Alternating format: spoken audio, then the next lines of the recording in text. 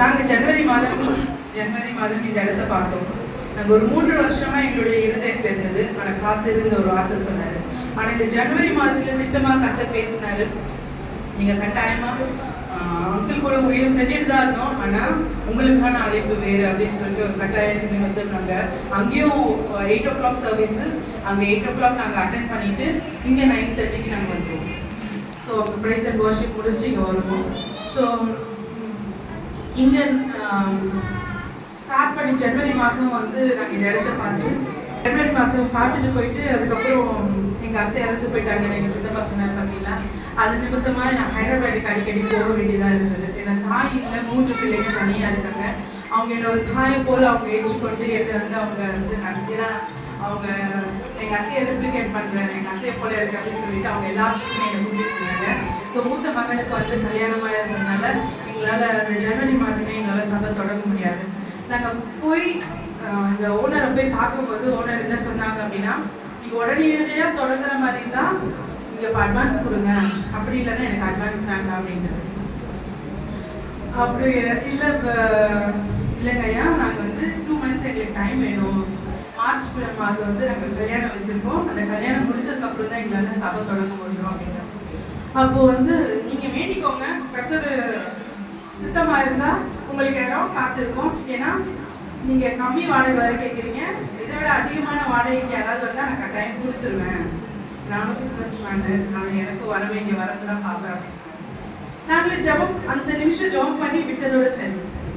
ஆனால் கர்த்தர் நோக்கமாக இருந்து 3 மாதம் கழிச்சு நாங்கள் வந்து அப்ரோச் பண்ணும்போது வந்து கேட்டோடனே இதாம்மா சாமி, அட்வான்ஸ் கூட பொறுமையாக கொடுமா அப்படின்ட்டு சொல்லிட்டு அவர் வந்து சாமியை கொடுத்துட்டு 7 நாளில் சபையை தொடங்குன்ற மாதிரி 7 நாள் கூட இல்லை, 6 days 6 நாள். மண்டே வேலை ஸ்டார்ட் பண்ணாங்க, சண்டே சாவி கையில் கிடச்சிது. அந்த சண்டேவே எல்லாரும் பெயிண்டிங் ஒர்க்ஸு, இந்த இன்டீரியர் ஒர்க் எல்லாமே வந்து பார்த்தாங்க. சண்டேவே பார்த்தாங்க. மண்டேலேருந்து வேலையை ஸ்டார்ட் பண்ணி 6 நாளில் கம்ப்ளீட் பண்ணி என் கையில் கொடுத்துட்டாங்க.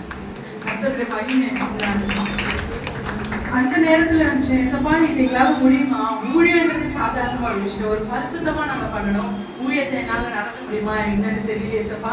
இவ்வளோ ஃபாஸ்ட்டாக எங்களுக்காக வேலையெல்லாம் செஞ்சு சபையை எங்கள் கையில் கொடுத்துட்டீங்க அப்படின்னு சொல்லி அதுக்கப்புறம் சபையை ரெஜிஸ்டர் பண்ணோம். சபையை ரெஜிஸ்டர் பண்ணுறதுக்கு முன்னாடி நாள் கீழே ஒரு சிக்கன் கடை இருந்தது. அங்கே வந்து பயங்கர சிக்கன் கடை அப்படின்றப்போ பயங்கர ஸ்மெல்லு.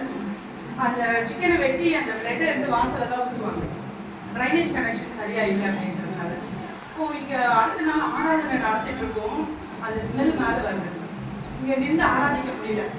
அப்போ நான் கீழே போய் ஒரு சின்ன ஜபம் தான், சபா இப்படி இருக்கே, சபை உங்களுடையது, உங்களுடைய ராஜ்யம் இது எவ்வளோ அலங்காரமாக இருக்கணும், இந்த வாசலே இப்படி இருக்கே அப்படின்னு சொல்லிட்டு ஒரு சின்ன ஜபம் தான் சார். அடுத்த நாள் என்ன ஆச்சுன்னு தெரியல. ரெஜிஸ்டர் பண்ணுறப்போ ஒரு பிரச்சனை 4 மணிக்கு நடந்திருக்கு. போலீஸ் எல்லாம் வந்திருக்காங்க, எங்களுக்கு தெரியல. நான் வந்து வீட்டில் இருந்து ஜோம் பண்ணிட்டு இருந்தேன், இங்கே சில காரியங்கள் நடந்துட்டு இருந்தது. 4 மணிக்கு இது ஒரு பெரிய பிரச்சனை நடந்து அன்னைக்கு சிக்கன் கடை மூடினதோட சரி, இன்ன வரையும் சிக்கன் கடையில் வேற ஒரு கடை.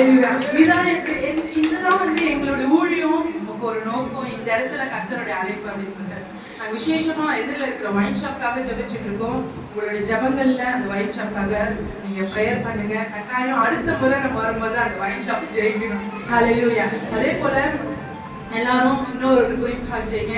இப்போ ஒரு 10 ஆத்து மக்கள் இந்த இடத்துல வந்து கொண்டிருக்காங்க. உங்களுக்கு இந்த பகுதியில் உங்களுக்கு தெரிஞ்ச ஆத்து மக்கள் எந்த சபைக்கும் போகாக விட்டால் உங்களுக்கு தெரிஞ்சவங்க யாராக இருந்தால் நீங்கள் அமைச்சுடுங்க. கர்த்தர் மகிமை பண்ணுவாராக. கர்த்தருடைய அழைப்பு எங்கள் மேல் இருக்கிறது. உங்களுடைய ப்ரேயரில் எல்லாரும் எங்களுடைய பாஸ்டரையாகவும் எனக்காகவும் ஜபிச்சு கொள்ளுங்க. எங்கள் உடன் ஊழியர்காரர்கள் அஸ்வினி அக்கா, சிஸ்டர் பிரியா, அவங்க வந்து எங்களுடைய ஊழியர்களை சப்போர்ட் பண்ணிட்டு இருக்காங்க.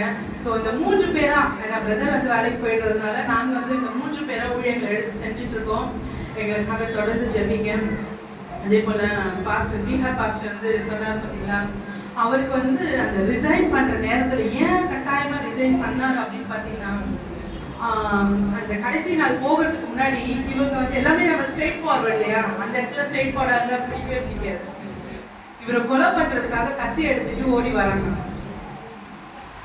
அந்த நேரத்தில் டிசைட் பண்ணதா இந்த ஊழியம் தான் எனக்கு முக்கியம், இந்த வேலை. ஏன்னா நம்ம ஸ்ட்ரெயிட் ஃபார்வர்ட் உண்மையாக இருந்தால் தான் கர்த்தருடைய மகிமை பண்ண முடியும். ஸோ உண்மையாக இல்லை, கமிஷன் கொடுத்தா நீ ஏன் வாங்க மாட்டேன், உன் மூலயமா எங்களுக்கு கமிஷன்ஸ் வர மாட்டேங்குது அப்படின்னு சொல்லிட்டு அவங்களுக்கு கீழே இருக்கிறவங்க ஒருத்தவங்க ஓடி போயிட்டு இந்த மாதிரி ஒரு பிளான் பண்ணி அவரை மர்டர் பண்ணுறதுக்காக யோசிச்சுருக்காங்க. பட் கர்த்தருடைய நாமம் நாங்கள் குடும்பமாக ஒவ்வொரு பகுதியில் எங்கள் மாமா வந்து ஹைதராபாத் பகுதியில் ஊழியம் பண்ணிட்டு இருக்காரு. அவங்க அதான் மஷன் ஃபீல்டில் போயிட்டு வரும்போது தான் எங்கள் அத்தை மறுத்து போயிட்டாங்க. சடனாக 47 வயசு, அவங்களுக்கு எந்த ஒரு நோயும் இல்லை, எதுவுமே கிடையாது. சடனாக மறுத்துட்டாங்க. அந்த மரணம் எங்களுக்கு ரொம்ப ஷாக்காக இருந்தது. ஏன்னா 47 வயதில் வந்து மறித்து விட்டதுன்றது ரொம்ப ஷாக்காக இருந்தது. ஆனால் அவங்க விட்ட ஊழியம் என் மூலியமாக கர்த்தர் நடத்திட்டு இருக்காருன்னு நான் யோசிக்கிறேன். ஏன்னா மாமா மட்டும்தான் இப்போ தனியாக அவங்க ஊழியம் பண்ணிட்டு இருக்காரு. மாஸ்டர் பீகார்லேயும் ஊழியம் பண்ணிட்டு இருக்காங்க. ஸோ எங்கள் குடும்பமாக எங்கள் மாமனார் மாமியார் கூட எல்லாருக்கூடையும் அந்த ஊழியம் நாங்கள் கனமாக நடத்துகிறோன்றதுக்காக உங்களுக்கு ஜபங்களை நடத்தி கொடுங்க. அதே போல் இங்கே உங்களுக்கு அறிந்தவங்க யாராவது இருந்தால் நீங்கள் சொல்லி இந்த சபைக்கு போங்க அப்படின்னு சொல்லி அனுப்புங்க. கர்த்தருக்கு